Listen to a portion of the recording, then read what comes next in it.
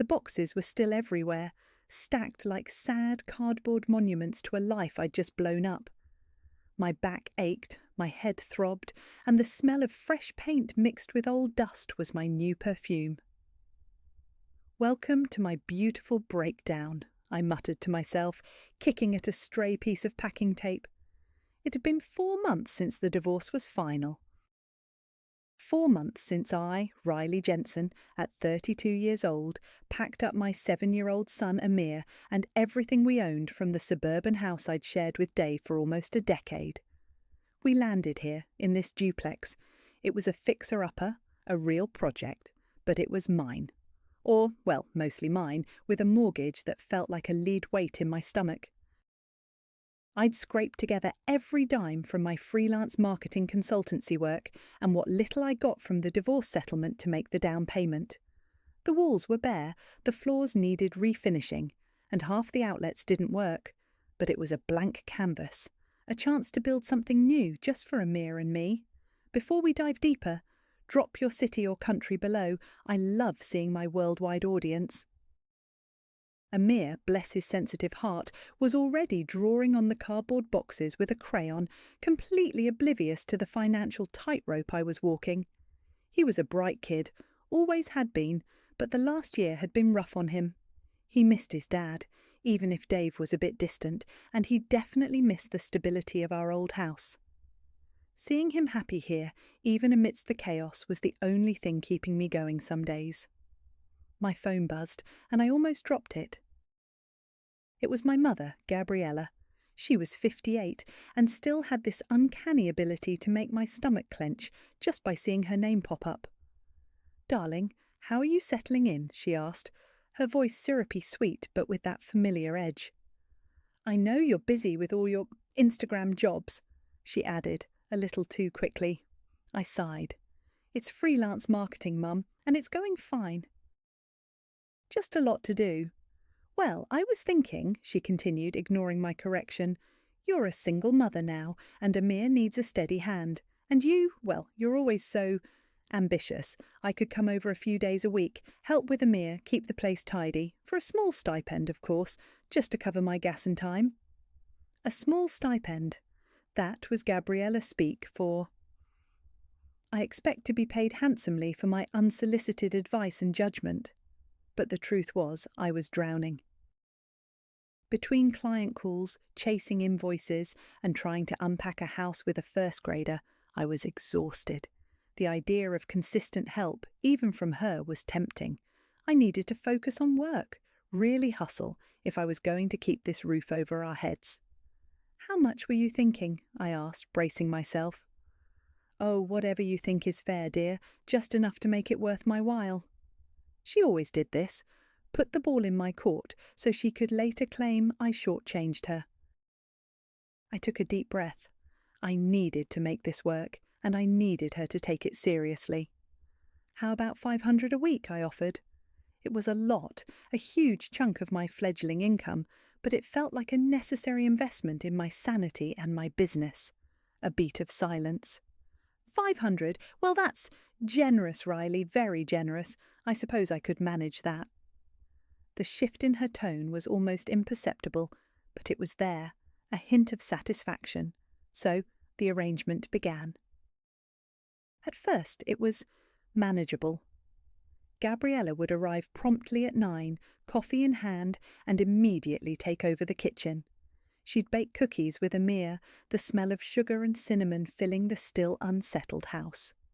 She'd wipe down counters, fold laundry, and even tackle some of the lighter unpacking. Amir seemed to genuinely enjoy her presence, laughing at her stories and showing her his crayon drawings. But the subtle digs started almost immediately.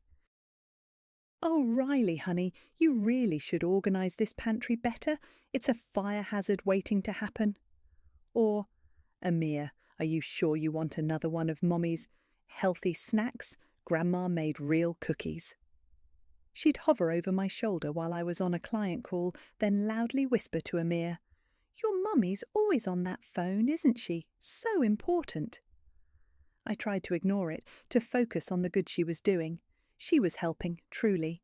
I was getting more work done, and Amir seemed happier. But the comments chipped away at me, little by little, like tiny, invisible cuts. One afternoon, Gabriella was sitting at the kitchen island, watching Amir play with his toy cars on the floor. I was trying to draft an email, my laptop open beside me. She looked up, caught my eye, and then let out a short, sharp laugh, turning back to Amir. "Your mummy's trying to buy respect with Instagram jobs now," she said, loud enough for me to hear, her voice dripping with amusement. My fingers froze on the keyboard. "Your mummy's trying to buy respect with Instagram jobs now." The words hung in the air, a little cloud of poison. It wasn't the first time, not by a long shot, but it was the most blatant. It stung because it was so public, so dismissive of everything I was trying to build. Over the next few weeks, the subtle digs became less subtle. Gabriella had a knack for making me feel small, even when she was supposedly helping. If I cooked dinner, she'd eye it suspiciously.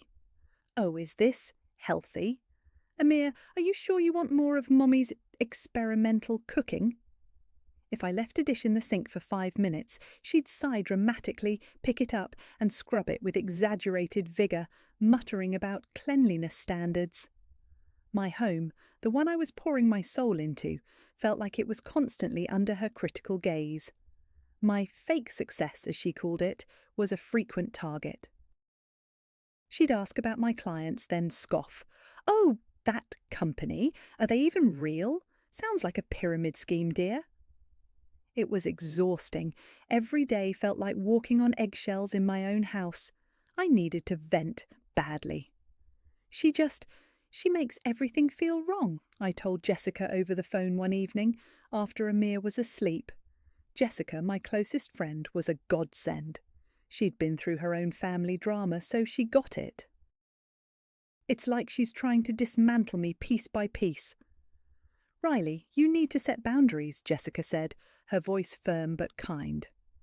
"Like concrete ones. And honestly, if she keeps doing this, you might need to start documenting it, just in case, for your own sanity, if nothing else." I also called Clara, Dave's younger sister. She was 29 now, and we'd always been close, even during my marriage to Dave.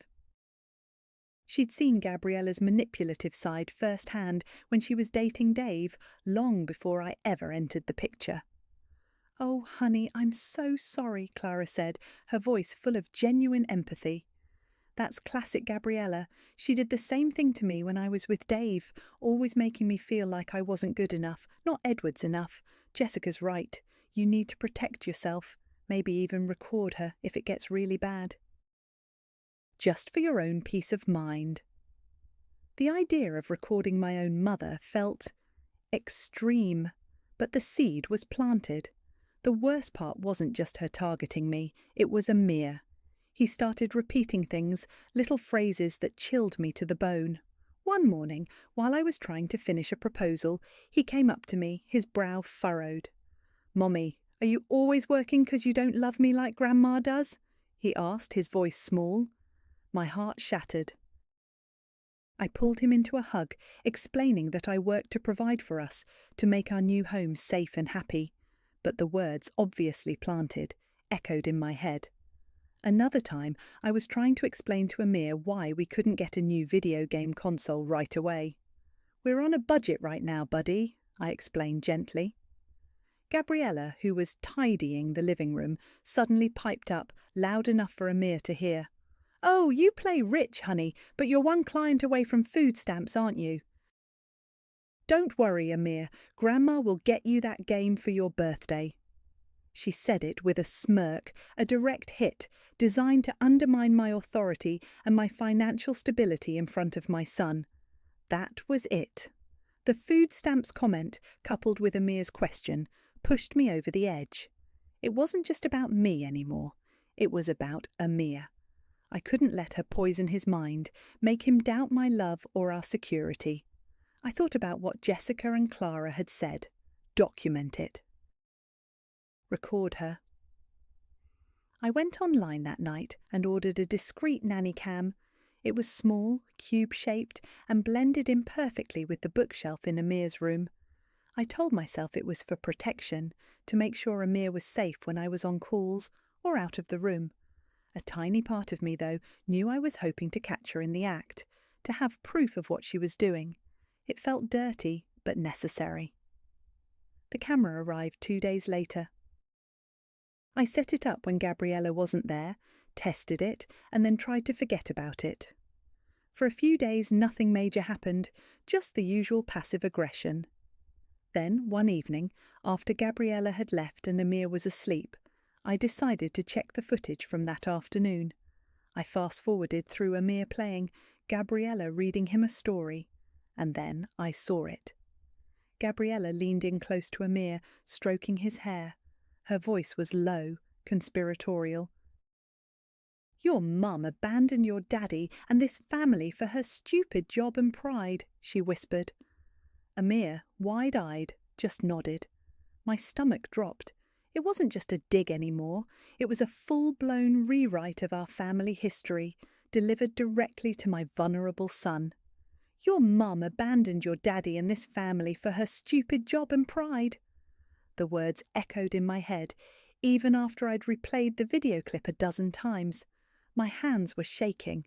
This wasn't just passive-aggressive anymore. This was a deliberate attempt to poison Amir's perception of me, to rewrite our family history for a 7-year-old. The next morning, I waited until Amir was at school and Gabriella was in the kitchen, humming as she unloaded the dishwasher. My heart hammered against my ribs. "Mum," I started, my voice tight, "we need to talk." She turned, a sweet smile on her face. "Oh dear, what's wrong?" "You look like you've seen a ghost." "I saw what you told Amir yesterday," I said, trying to keep my voice even. "About me abandoning Dave and the family. Why would you say that to him?" Her smile vanished. Her eyes narrowed. "What are you talking about? I didn't say anything of the sort. You're imagining things, Riley." "No, I'm not," I insisted, my voice rising slightly. "I heard you. I have proof." Her face hardened. "Proof? What kind of proof? Are you sick, Riley? Are you spying on me?" "In my grandson's room. That's disgusting. You're sick for spying on me." She started to raise her voice, her hands going to her hips. "After everything I do for you, you accuse me of lying and try to catch me. You owe me respect, Riley. I'm your mother." The familiar script: deflection, accusation, guilt-tripping, demands for respect. It was a pattern I knew all too well, one that had been etched into my brain since childhood. I remembered being 12, struggling with my weight, and her telling me, "You'll never find a good husband if you don't learn to control yourself, Riley. Look at James, he's so disciplined." Or when I was in high school, dreaming of going to art school, and she'd scoff, "Art? That's not a career, Riley, that's a hobby. You need to be practical, like James. He's going to be a doctor." James, my older brother, 34 now, was always the golden child, the one who could do no wrong in her eyes. It was always James. I backed down, just like I always did. It was easier to retreat than to fight the tidal wave of her indignation. "Mum, please, just don't say things like that to Amir. It confuses him." She sniffed, turning back to the sink. "I only speak the truth, Riley. Maybe you should focus on that instead of your paranoia." Later that day, feeling defeated, I called Clara. She completely denied it, I told her, recounting the confrontation. She turned it around on me, said I was sick for spying. It's like she genuinely believes her own lies. Clara listened patiently.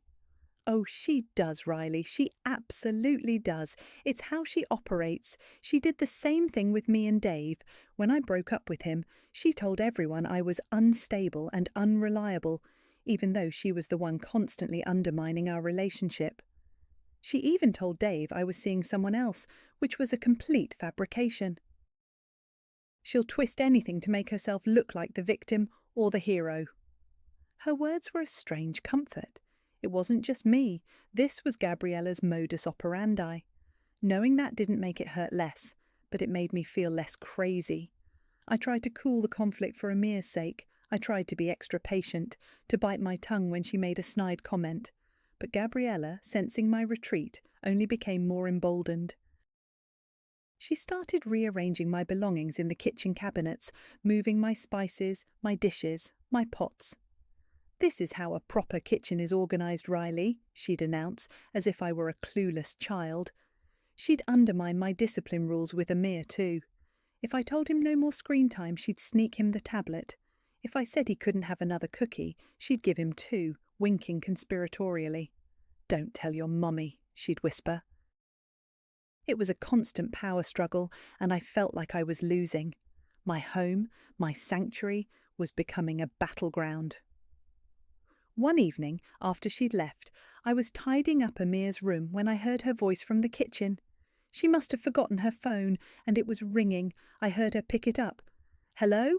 Oh, James, darling. Yes, I'm just leaving Riley's. She's being Riley. This girl's trying to erase where she came from. Well, not on my watch." My blood ran cold. Not on my watch. It wasn't just about my parenting or my house. It was about control, about her narrative, and she was recruiting James. "This girl's trying to erase where she came from. Well, not on my watch." The words hit me like a physical blow. It wasn't just about me, or Amir, or even my house. It was about her perception of me, her control over my narrative. And James, my brother, the golden child, was apparently on her team. After that phone call, I started compiling everything. I reviewed the nanny cam footage every night, meticulously. I pulled out my old journal, the one I'd kept sporadically since high school, and started writing again.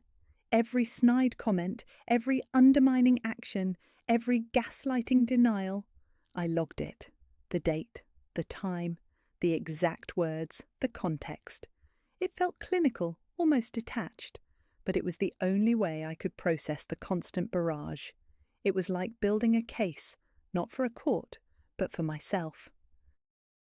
To prove that I wasn't crazy, that this wasn't all in my head. Jessica kept urging me to cut ties. "Riley, you're setting yourself on fire to keep her warm," she'd say, her voice laced with frustration.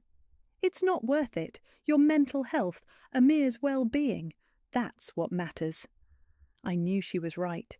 Every fibre of my being screamed to end it, to tell Gabriella to pack her bags and never come back. But the guilt was paralysing. She was my mother, the woman who gave birth to me. The woman who, despite everything, I still desperately wanted to love and approve of me. The thought of firing her, of severing that tie, felt like ripping out a part of myself, no matter how painful that part was. It felt like an act of betrayal, even though she was the one doing the betraying.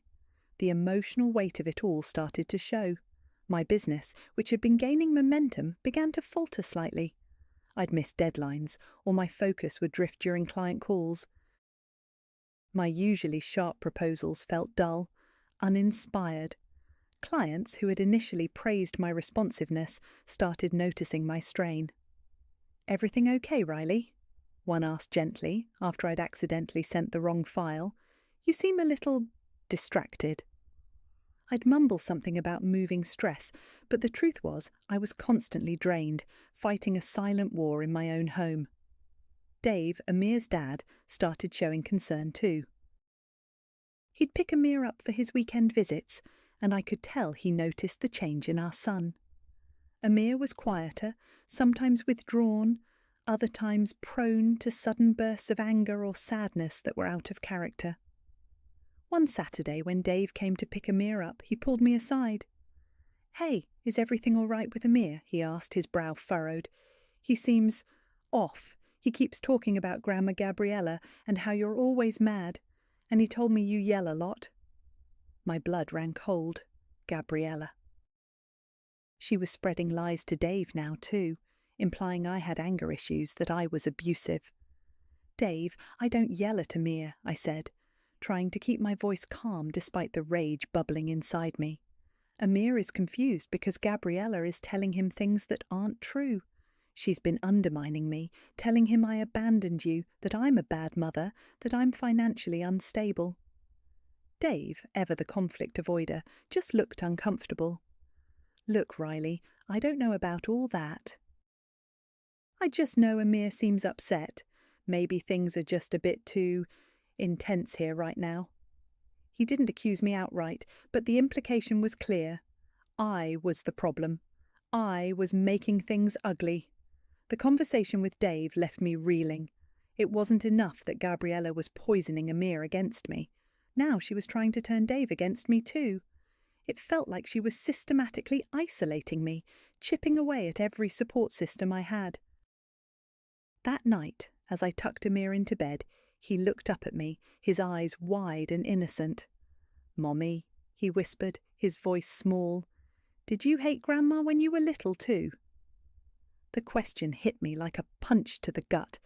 It wasn't just about me anymore. It was about the generational trauma, the cycle of manipulation already starting to sink its teeth into my son. He was seeing it, feeling it, and internalizing it, and I was letting it happen. "Did you hate Grandma when you were little too?" Amir's question, so innocent, so heartbreaking, echoed in the quiet of his room. It was the final straw. My son, my sensitive, bright boy, was internalizing the toxicity. He was asking if I, his mother, had also been a victim of the woman who was supposed to love us unconditionally. The thought of him carrying that burden, that confusion, was unbearable. The next morning, the air in the house was thick with unspoken tension. Gabriella arrived, chirpy as ever, oblivious or uncaring about the emotional minefield she'd created. I was trying to make breakfast, my hands shaking slightly as I cracked eggs into a bowl. She came into the kitchen, took one look at the sink, where a single coffee mug and a plate from Amir's breakfast were waiting to be rinsed. "Honestly, Riley," she sighed dramatically, picking up the mug with 2 fingers as if it were contaminated. "It's like you live in a pigsty. Everything you touch turns ugly, just like you." The words, delivered with a sneer, hit me with a force that stole my breath. Everything you touch turns ugly, just like you. It wasn't just about the dishes, it was about me. My divorce, my new house, my freelance career, my very existence. It was the culmination of every subtle dig, every veiled insult, every outright attack she'd launched since she'd stepped foot in my home. Then I saw him, Amir. He was standing in the hallway, peeking around the corner, his small face crumpled, tears silently streaming down his cheeks. He'd heard it. He'd heard his grandmother tell his mother that everything she touched turned ugly. And in that moment, something inside me snapped. The guilt, the fear, the paralysis, it all evaporated, replaced by a cold, searing rage.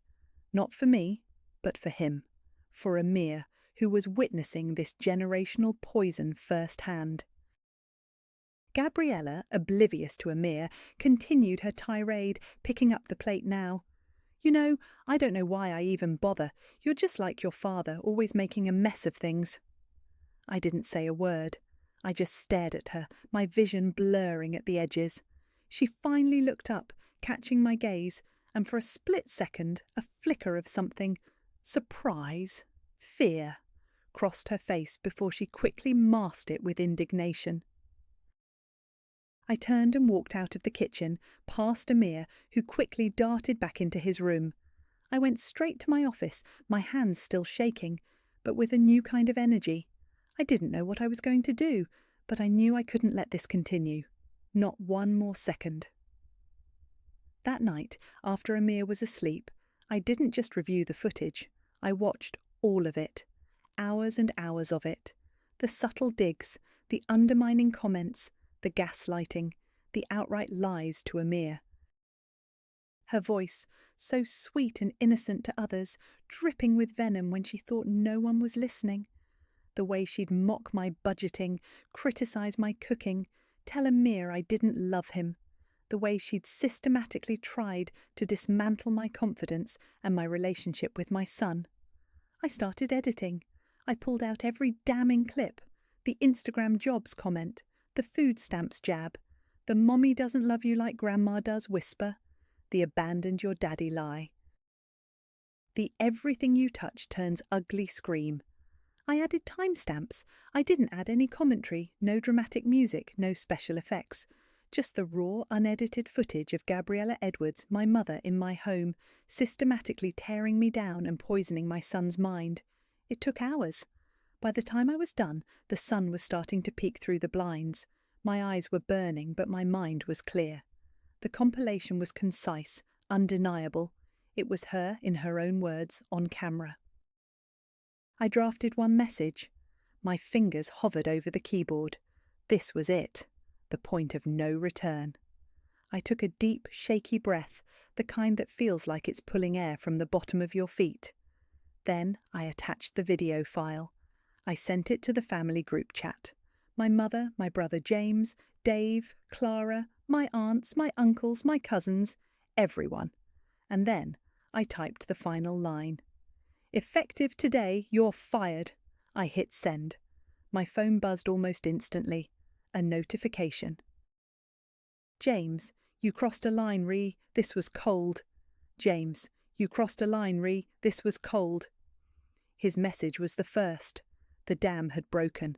The fallout hit fast and hard. My phone, which had been a silent witness to my internal struggle for months, exploded. Notifications buzzed relentlessly.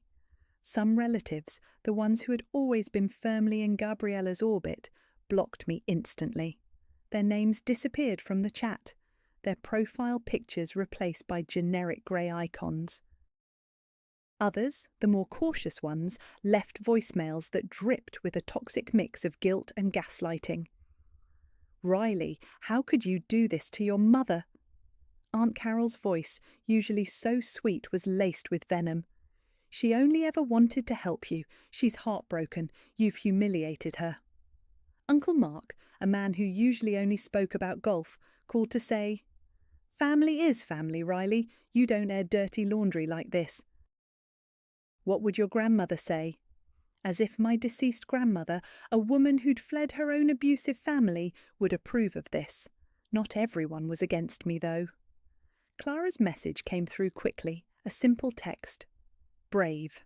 So incredibly brave, Riley. I'm here for you. Her words were a lifeline in the storm. Jessica, being Jessica, was already on it. I'd given her permission to share my story, anonymously at first, on a private Facebook group she was part of, a support group for survivors of toxic parents. She'd framed it as a cautionary tale, asking for advice. The post went slightly viral within the group, hundreds of comments pouring in, mostly in solidarity. It was validating, in a strange way, to know I wasn't alone, that others understood this specific brand of family dysfunction. But the most shocking reaction, or lack thereof, came from Gabriella herself. She went silent. For the first time in my entire life, my mother was not calling, not texting, not showing up. The silence was deafening, unsettling. It felt like the calm before a bigger storm. Dave called me 2 days later, his voice clipped and formal. "Riley, I saw the video. This is a lot. Amir is already confused enough. I think it would be best if he stayed with me for a while, until things cool down." "You've really made this ugly." "I made this ugly," I repeated, incredulous. "Dave, she was poisoning our son against me. She was lying to him, telling him I abandoned you. She was telling me I was ugly to his face. What was I supposed to do? Just let her continue?" He sighed, that familiar sound of conflict avoidance. "Look, I'm not saying she was perfect, but this public humiliation, it's not healthy for Amir. He needs stability. I'm asking for temporary custody until this blows over." My heart sank. Dave, always passive, always avoiding direct confrontation, was now using Amir as a shield, blaming me for the fallout. He wasn't malicious, but his inability to stand up to his own mother, or even acknowledge the depth of her manipulation, was infuriating. I knew he wouldn't fight me legally, but the thought of Amir being away, even temporarily, felt like another piece of my life being ripped away. I told him I'd think about it, but inside I knew I couldn't let him take Amir. Not now. Not when Amir was just starting to see the truth. A week passed. The initial flurry of calls and texts from relatives died down, replaced by a chilling quiet. I focused on my work, on Amir, on trying to reclaim my home from the lingering shadow of Gabriella's presence. The silence from her was unnerving, but also, strangely, a relief. I started to breathe a little easier. Then a certified letter arrived in the mail. The return address was a law firm I didn't recognize. My hands trembled as I opened it. It was from Gabriella. She was pursuing small claims court for unlawful termination and emotional damages. A certified letter, small claims court, unlawful termination and emotional damages. The audacity of it almost made me laugh.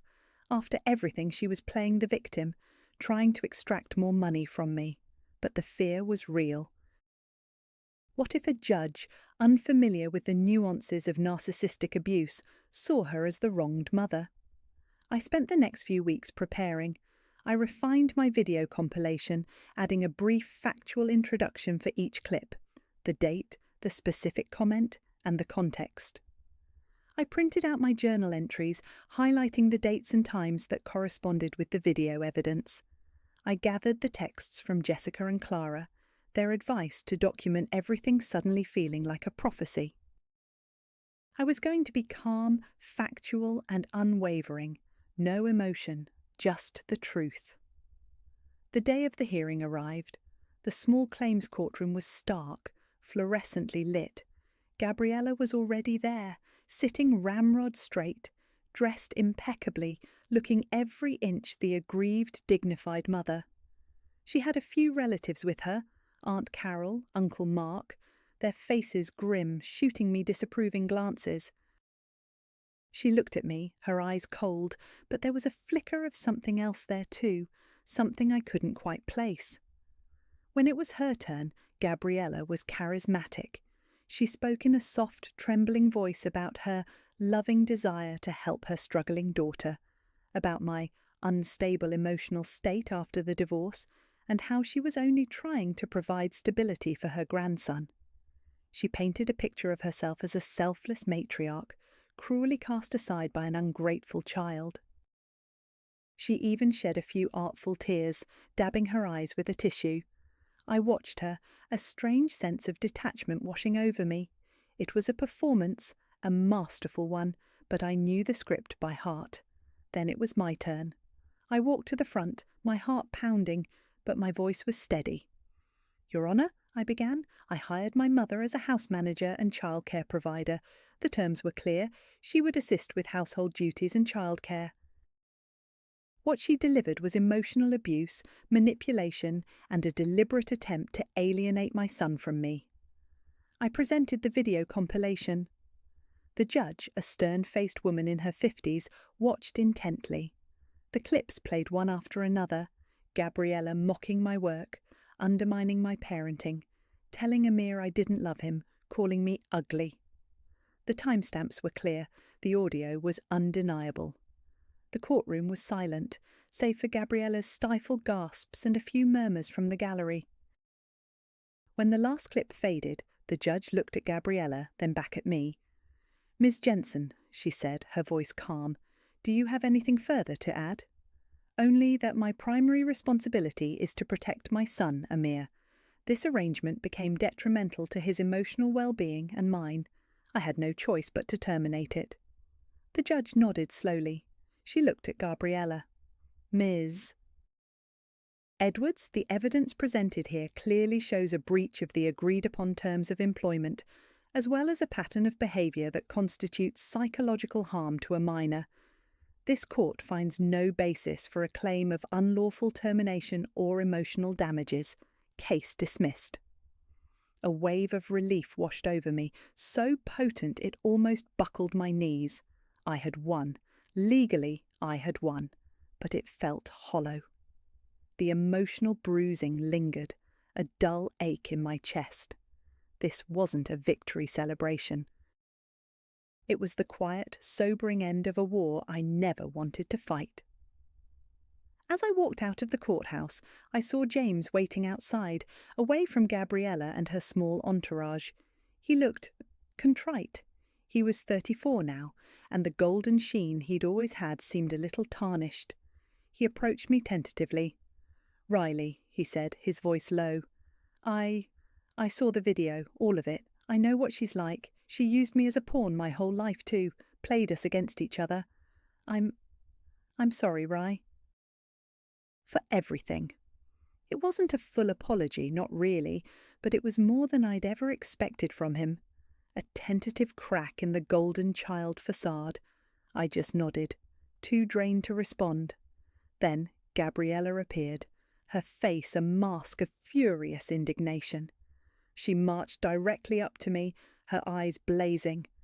"You think you won, Riley? You think you fired me?" she hissed, her voice low and venomous.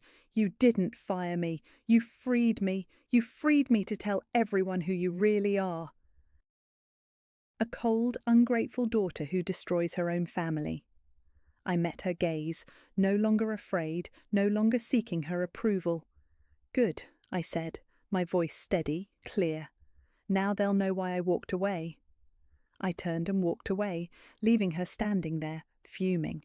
I had chosen myself. I had chosen Amir. When I got home, the house felt lighter, quieter. Amir was at school, and the silence was a welcome balm. I walked into his room, and there, on his desk, was a piece of paper, his school essay. The title, written in his 7-year-old scrawl, read, "My mommy protected me. My mommy protected me." Amir's essay, written in his earnest looping script, was taped to the fridge. Every time I walked past it, a quiet strength settled in my chest. It wasn't a trophy, not really, but it was proof that the fight, the ugly, necessary fight, had been worth it. The immediate aftermath of the court case was still raw. The family remained fractured. Some relatives, the ones who'd always prioritised appearances and Gabriella's narrative, continued to ice me out. I didn't chase them. I didn't explain. There was a strange peace in that. The people who truly mattered, the ones who saw beyond the surface, were still in my corner. Jessica, of course, was my unwavering rock, and Clara, my unexpected ally, became even closer. Dave, after the court ruling, dropped his request for temporary custody. He still seemed uncomfortable with the whole situation, but he stopped blaming me. He started taking Amir to a child therapist, which I was grateful for. Amir was happier now, lighter. The tension that had coiled in his small shoulders had visibly eased. He still asked questions sometimes about why Grandma didn't visit anymore, but his confusion was slowly being replaced by understanding. He knew he was safe. He knew he was loved. I started therapy too.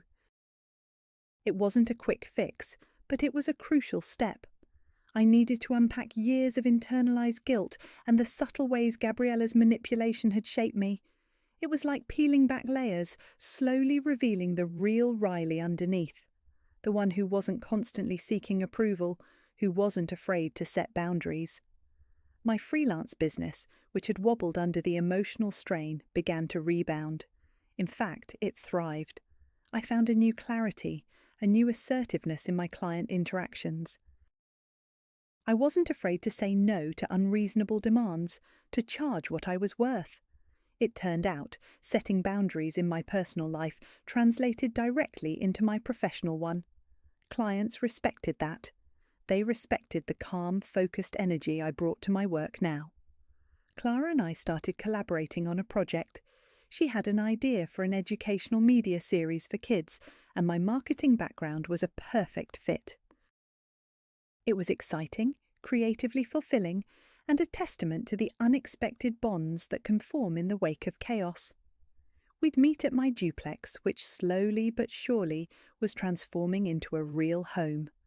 The walls were painted, the floors refinished, the outlets all worked. It was still a work in progress, but it felt like ours. One morning, several months after the court case, an email popped into my inbox. The sender was Gabriella Edwards. My finger hovered over the delete button. I hadn't heard from her since the courthouse. I almost didn't open it. But a flicker of curiosity, a last vestige of the old Riley, made me click. The subject line was blank. The body of the email contained only one sentence. "Someday you'll see what you lost." I read it once, then again, and then, without a moment's hesitation, I hit delete. It went into the trash, unread. There was nothing to lose. I had gained everything. Revenge isn't fire and fury, not really, it's clarity. It's choosing to never explain your worth again. It's walking away from the people who dim your light, no matter who they are. And darling, I bill accordingly now.